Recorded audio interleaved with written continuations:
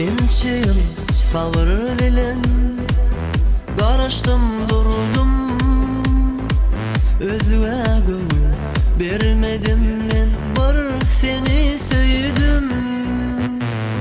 Güller yüzü soldurdun sen, yüreğimde açtım.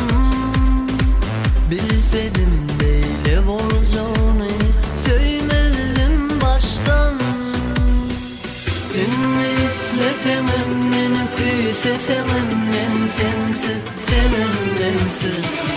Yüreğimden adımı koydum, sebep sen bilen vadalan buldum. Adım yerine bir öpa yazdım, yalan bu oyunu sağıma saldım.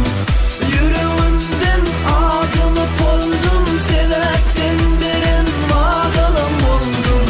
Adım yerine bir öpa yazdım, yalan bu oyunu sağıma saldım. Yüreğimden adımı buldum, sebep sen beren vadalan buldum. Adım yerine bir vefa yazdım, yalan bu oyunu sağıma saldım. Yüreğimden adımı buldum, sebep sen beren vadalan buldum. Adım yerine bir vefa yazdım, yalan bu oyunu sağıma saldım. Sen attım durmuşumdan fenleyip batman ama sana diyeceğimi dedim ay hıyzaydıra sözüm yok sana. Geçirir günlerimiz al yanına, çık git gelme yanıma. Yağdadım yalanını dinlemekten indi hiç girme anıma. Sen söyleyip yanmıştım ben, şeytanın kür keşfi sen. Nerede ağlanıp baktı bolsamam, geçti o günler geldi son. Bolluğu tordu sevgi diyen yalan hikaye, şükür Kudaya da hiç olmadan ayrıldım. Senin sevgime bolmadı saya, senin sevgime bolmadı saya.